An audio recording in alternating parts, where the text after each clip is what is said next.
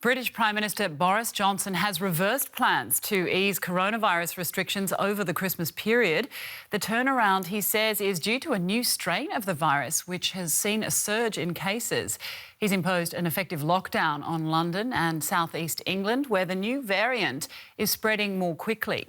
In an interview with British television, the Health Minister Matt Hancock said the mutated virus could only be controlled through social distancing and suggested the tighter measures could be in place for some time to come. Shoppers in London made a final dash to the stores before the new restrictions went into force at midnight. Under the latest rules, many will be forced to cancel their Christmas plans. Indoor meetings between different households are now banned, as is all travel from areas under stay-at-home orders. The number of cases are going up, so I guess it's needed. It's not great for business, it's not good news for people, but I guess there's no way to avoid it. Kind of upset about it, but what can we do? Just have to hope for the best and just go by the rules. Is Christmas cancelled, Prime Minister?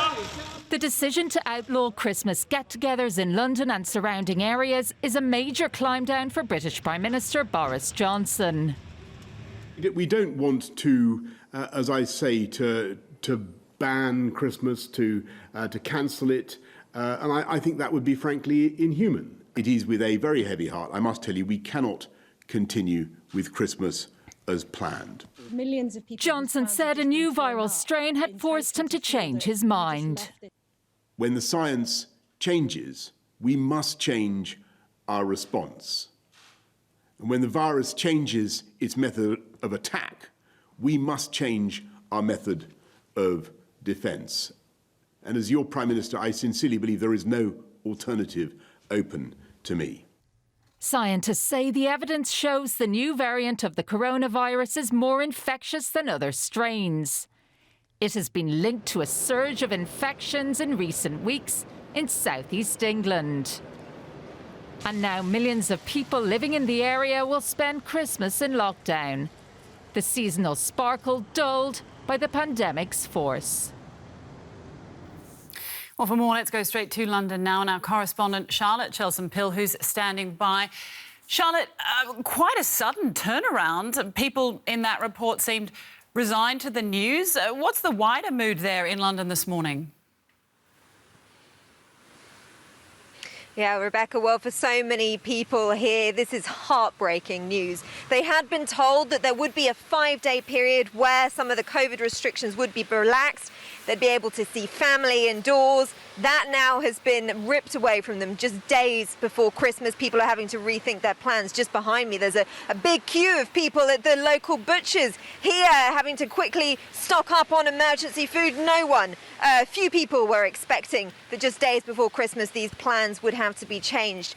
There were some people, we did see images of people getting on trains out of London late last night before these measures came into place. The vast majority, though, as we heard there, are resigned to these restrictions and understand why, because the concern about Christmas slowly is now being matched about concern for what this new variant of this virus really means, how it's going to impact us in the months going forward, what it will mean not just for the existing restrictions that are in place, but what could come in future to tackle the fact it is thought to be more transmissible. And that is something, of course, that isn't just being watched closely here. The eyes of the world are on the UK and this new variant to find out exactly what it means and how it's spreading and indeed where it's spread. Yeah, and Christmas just being the initial hurdle, obviously this has bigger ramifications, but it's thought that this new strain has been spreading since the beginning of the month. Now, the Health Minister has been talking today. Did he say anything about why it's taken the government so long to respond?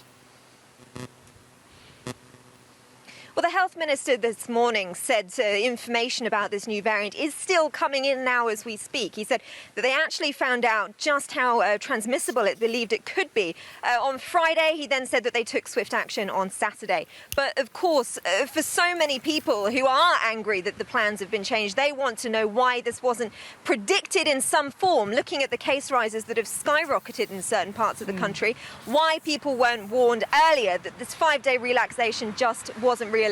So a lot of anger among the public and opposition politicians here as well. Now, obviously, a lot of worry about this new strain. Do we know anything more about it, how dangerous it could be?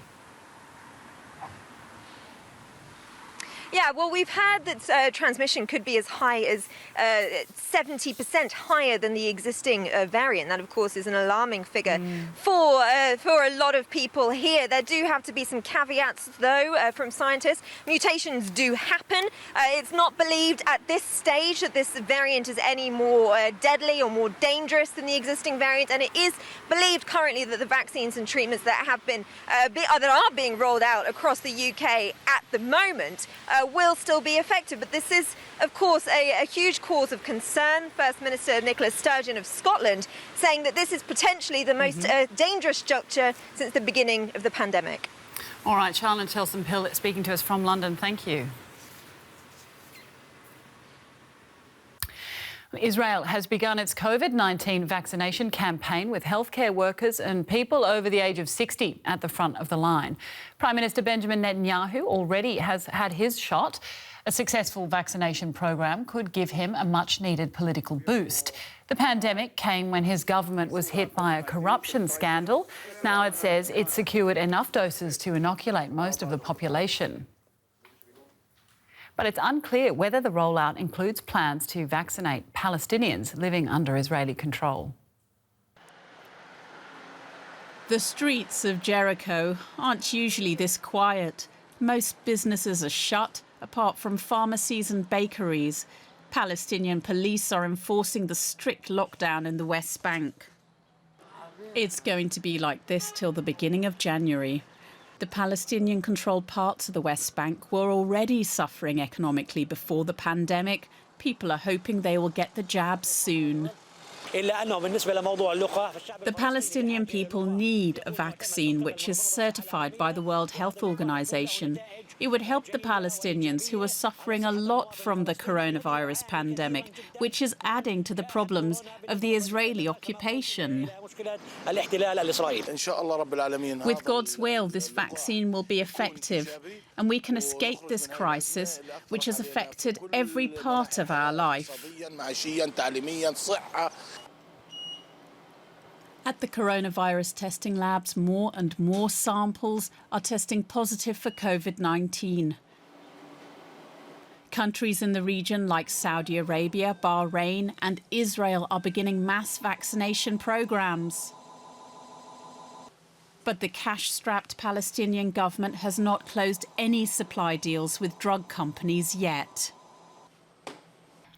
It will be many months before we receive a quantity of the vaccine sufficient to vaccinate people en masse. Bethlehem is usually bustling during the Christmas season. Christians normally flock to the holy sites on the West Bank. But this year, the celebrations will be muted as it struggles with the pandemic. Lawmakers in the US have struck a late-night agreement on a multi-billion-dollar coronavirus relief package, clearing the way for the bill to be voted on by both chambers before a Sunday deadline. The stimulus plan, worth nearly $1 trillion, has been fought over for months. And if passed, it would extend benefits for struggling businesses and millions of unemployed, which are due to expire at the end of the year.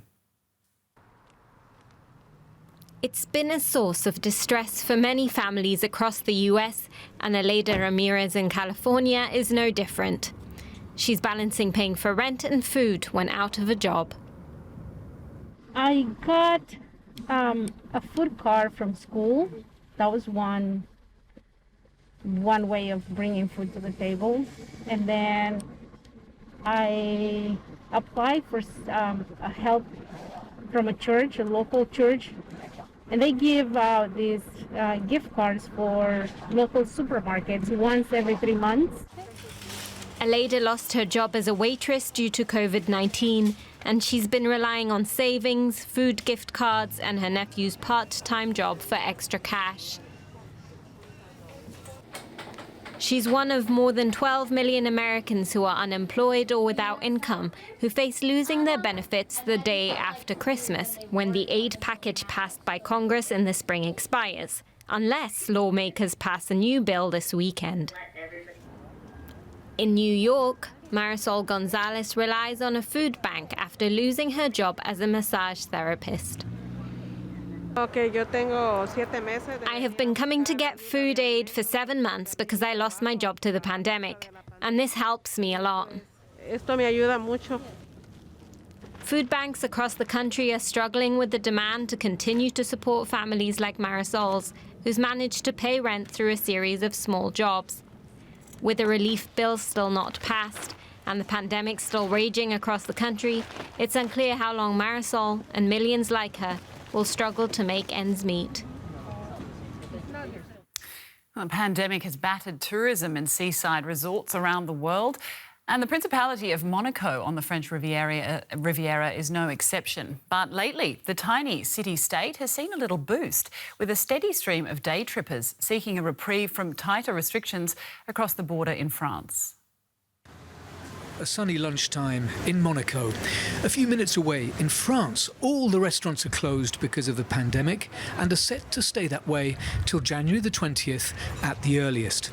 Here they are open and heaving with people, very many of them French people.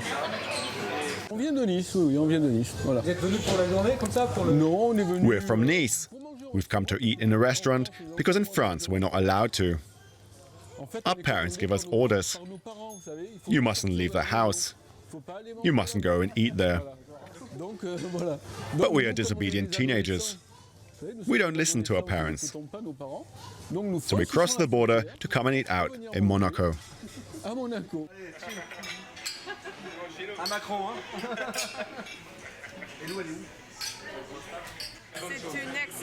It's an excellent thing. It keeps the economy going. Do you think the French should do the same thing? Yes, it would be a step towards getting back to normal, economically. And it's not as if there aren't anti-COVID measures here. In fact, there are quite a lot of them. 1,50 m les tables de distance des unes des autres. The tables have to be 1.5 meters apart. No more than 6 people per table. Reservations only. Customers must come no later than 2 p.m. for lunch and 8 at night, when the curfew starts. We give them a permit so they can go home later, but everyone has to be out by 9:30. Et à 21h30, tout le monde doit être parti du restaurant. Monaco is an independent country that's smaller than London's Hyde Park.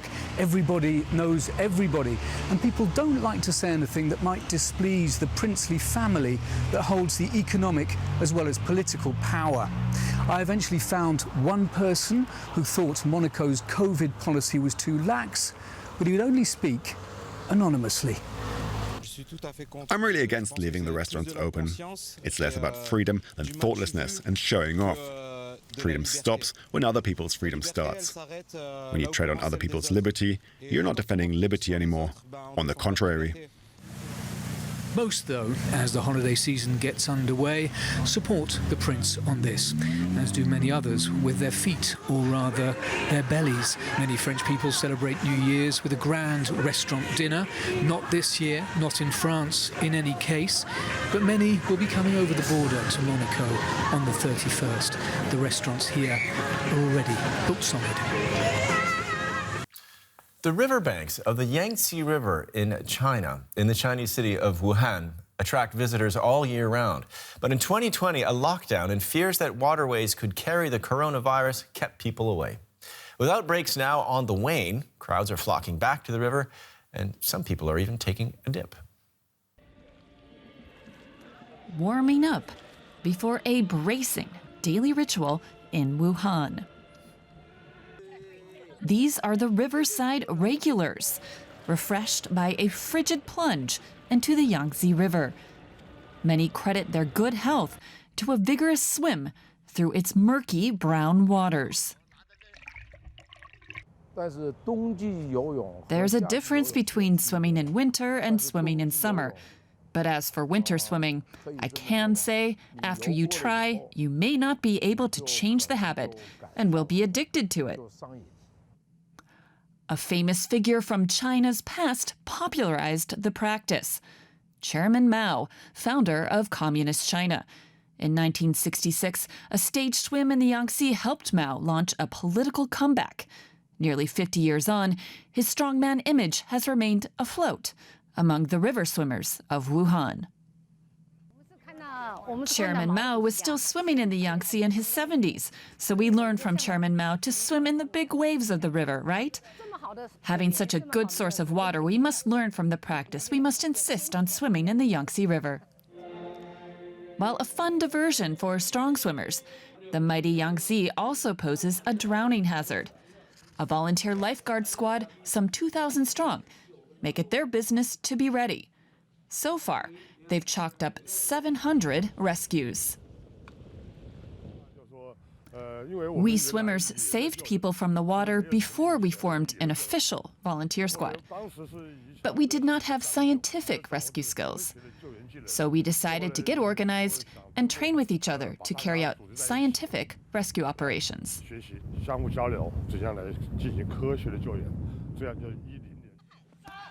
As winter sets in, a steady flow of swimmers slices through the water, another sign of the city coming back to life and its people going out to seize the day.